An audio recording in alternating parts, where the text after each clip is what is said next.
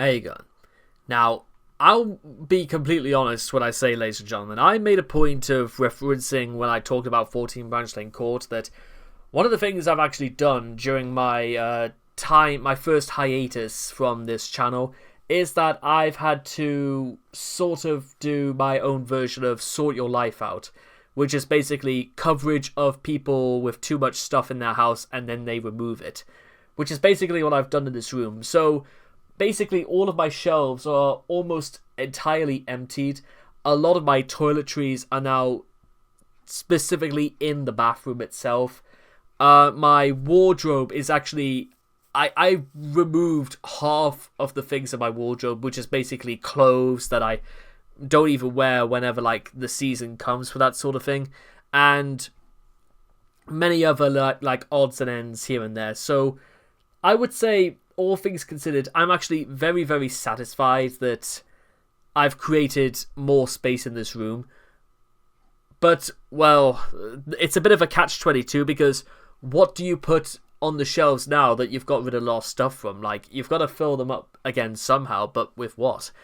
I'm thinking mostly like, I don't know, maybe camera equipment and stuff like that, and like reference, like somewhat like, I don't know, like notebooks or something like that.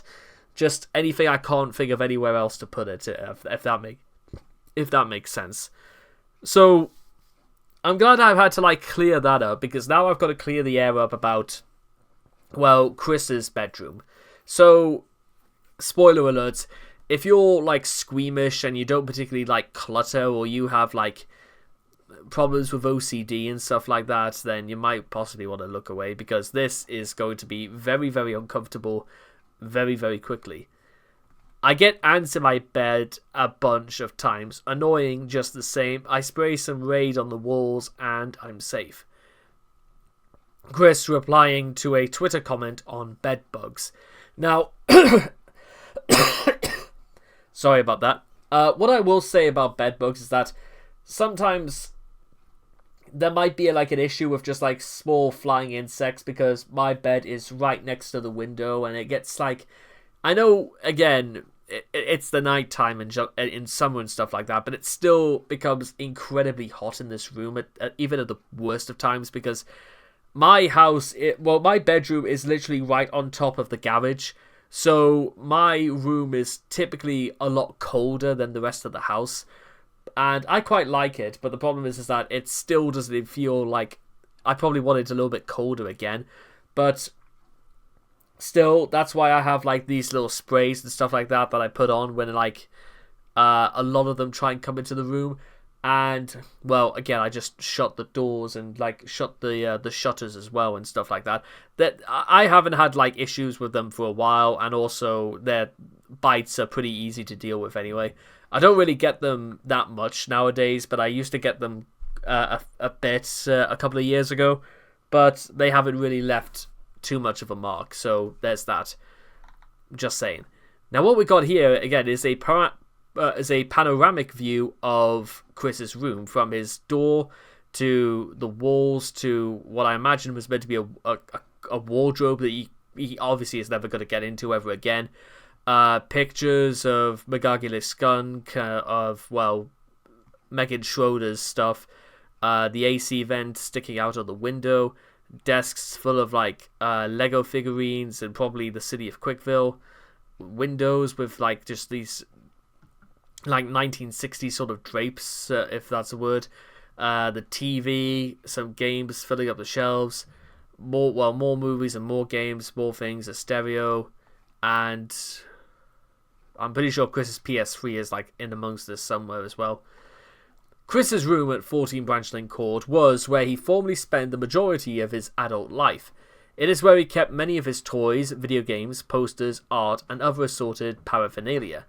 And when he's not outside attempting to interact with others, as of July 2021, he no longer resides at 14 Branch Lane Court. The pre-fire room, the actual setup itself. Chris's bedroom was on the second floor of his parents' house.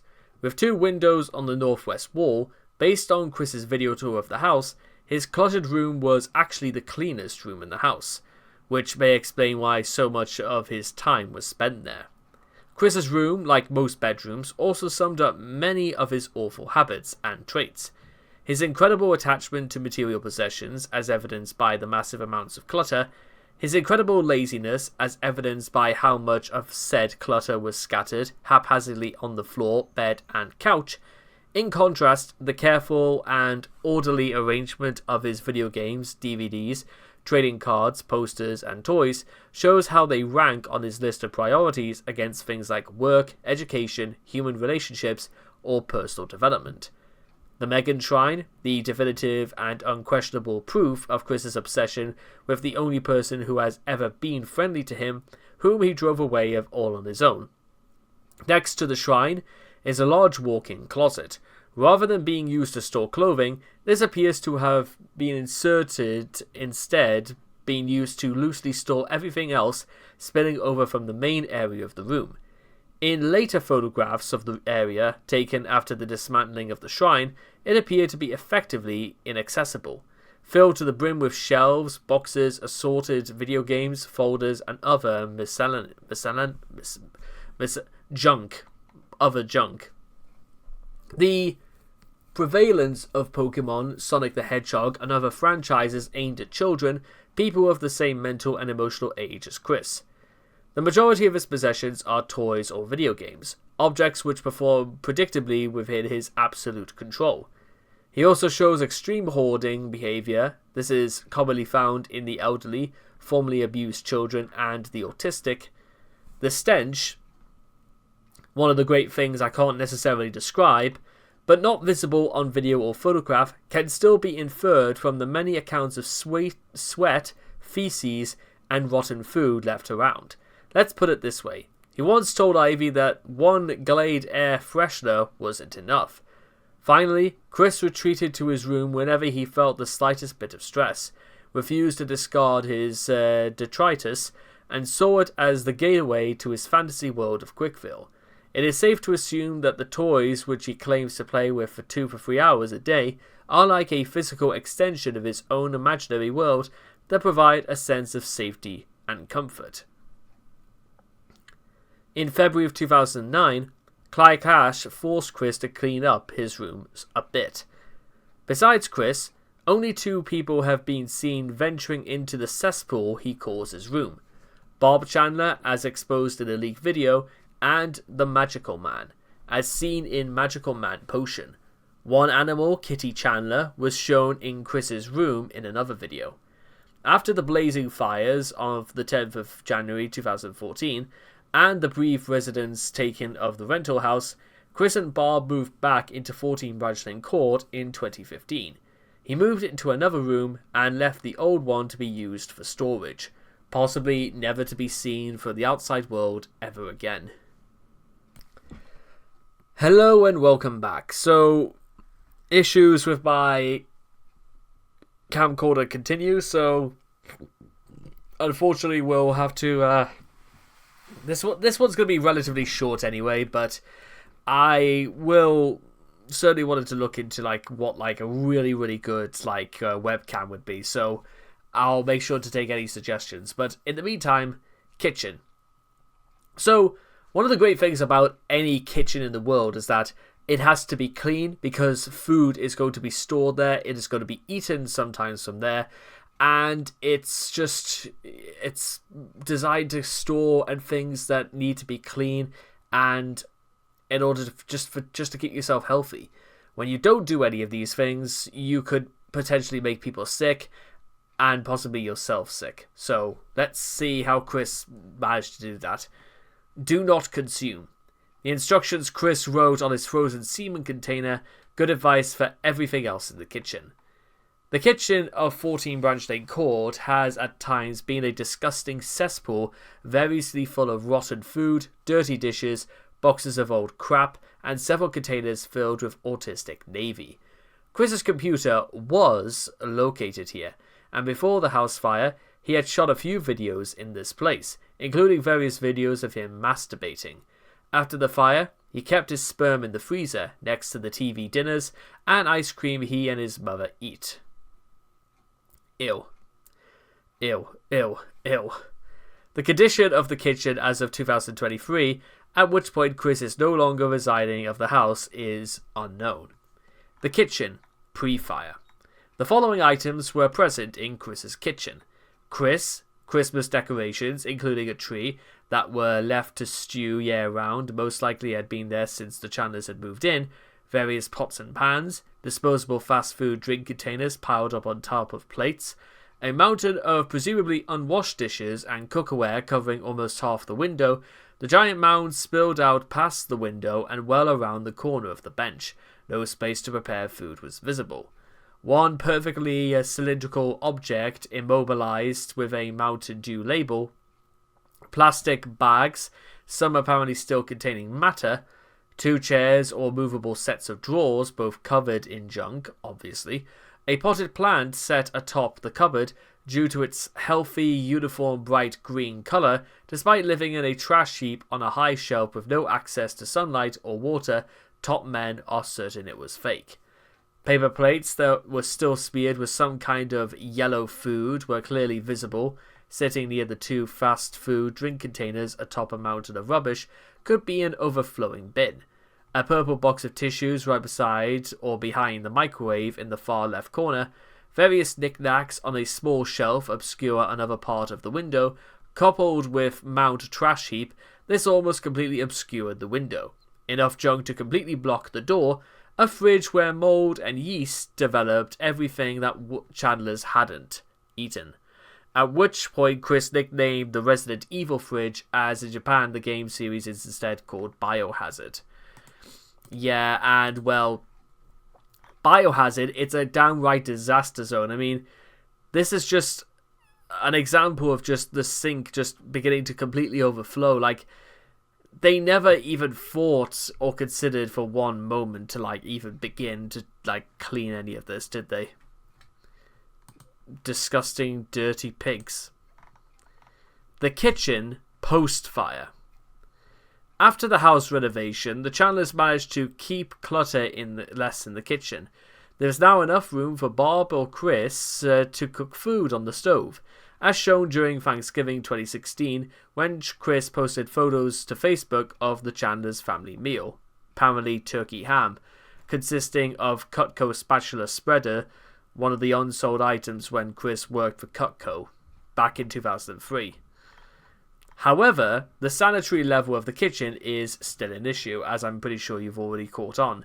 In February of 2016, a video was leaked of Chris showing off his collection of frozen sperm. The containers made of Tupperware and are labelled with "Do Not Consume," sample, a date and timestamp, and his signature. One had a date of the 18th of May 2015 and another the 20th of February 2016. Showing that he had been maintaining the collection for at least 9 months. It just makes you want to be sick. I mean, even in Tupperware, the smell of this thing. Good lord. Chris's goals are to keep his semen viable after transgender surgery / subliminal frequency hypnosis removes his dick. And he also wanted to be able to donate to a lesbian couple named Sam and Ella, an honour he lost to Johan. Of course, a DIY sperm bank will not work with a standard freezer, so all of Chris has accomplished is making something that pairs with his Fanta. Lists of videos filmed here. Presumably, almost all of Chris's IRC chats and webcam VoIP conversations take place in the kitchen, save for a few that employed only his PS3. He has ventured out of the room to record several videos in front of the computer in the kitchen. 25th of September 2008, the Chris Sex videos. Chris performs various bizarre acts, strips and jerks off in front of a webcam for Panda Halo. 3rd of November 2009, rescuing Casey from Christian Western Chat. Basically, if you're interested in those sorts of things, it's just... but the most recent one is the 28th of March 2018, where it was about signatures just to sell off because, well, this was during basically almost the height of the financial crisis. So all things really, like I said, this one was going to be relatively short no matter what happened. But what I am prepared to say is that, well, I scarce to think about other things as well, because we talked about previously about how like things like mold were growing in the bathroom and stuff like that. Goodness knows what's going to be like festering in the fridge or in the oven. I mean, when was the last time like the freezer had been cleaned? Like usually over time freezers like become so overcome with like ice that just like freezes over, and that sort of thing is going to be cut away. Like if you've ever seen like some of the absolute stank nastiest episodes of Hell's Kitchen, no, of Kitchen Nightmares, and you see how bad things are like there, and those things are like in professional setups. I mean, obviously the scale of toxicity is going to be much smaller considering this is a person's house and all that, but it still begs the question about how Chris never... I mean, I've succumbed to food poisoning on 3 different occasions, and to my knowledge, Chris has never succumbed to food poisoning. Well, then again, considering every single thing Chris has ever ate has been ultra-processed, that it's probably likely that no amount of vitamins whatsoever or minerals could have existed, or anything that would have made possibly anybody sick. That food probably had a larger lifespan than radioactive uranium compared to whatever was going on in here. But with all that being said and done, just keep your kitchen and keep everything safe and clean. Trust me, I know I'm preaching to the choir at this point, but why... It just comes across as complete laziness when they're just willing to accept it. Sometimes you gotta make your own pit and then lie in it. And this isn't even the last time I would be talking about Chris's living situation, or even his attitude towards the places he lives in. So with that being said, thank you so much for watching, and I cannot wait to see all of you guys again next time. Thank you.